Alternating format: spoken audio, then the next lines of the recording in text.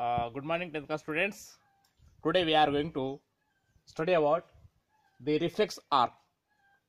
Okay, in your coordination, the linking system chapter. So, this concept of reflex arc was not known till 19th century. At the end of this 19th century, we understood about this reflex arc. So, here what is reflex arc? Picking up the information from stimulus to generate a response involves a pathway. So from detectors to brain. So here see, detectors to brain or spinal cord to effectors. To detectors to spinal cord or brain, and from that in return it will comes to effector. Okay. Such a single pathway going up to the spinal cord from detectors and returning to effectors.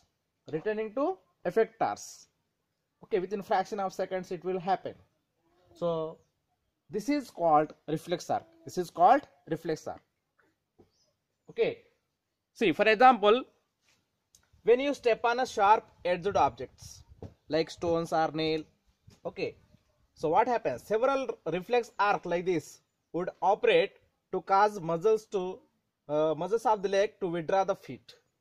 It will cause the muscles of the leg to withdraw the feet. Okay, so most actions in our body are controlled by both voluntary and involuntary pathways. So here in this case, involuntary action is going on. Okay, when you step on a sharp edge body, same muscles which is present in legs will perform voluntary actions, means according to our will. So it will do actions. So for example, kicking a football voluntarily. So this is voluntary actions. So here most actions in our body are controlled by both voluntary as well as involuntary pathways.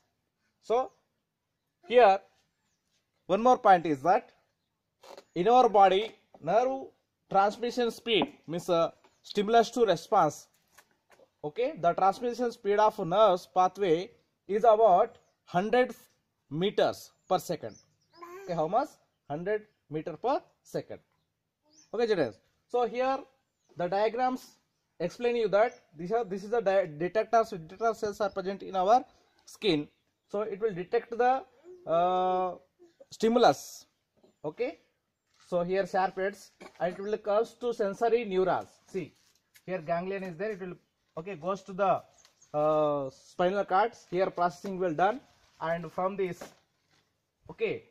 through the motor nerve it will comes response to the effector muscles, effector organ, that is effector muscles. So this will go sometimes it will goes to brain, or sometimes returns from the spinal cord itself. So it will go within a fraction of seconds. So this is interneurals. Through interneural it will come out. Understand, students? So this is the diagram and these are the points. Okay, you have to note it down. Okay, thank you. Have a nice day.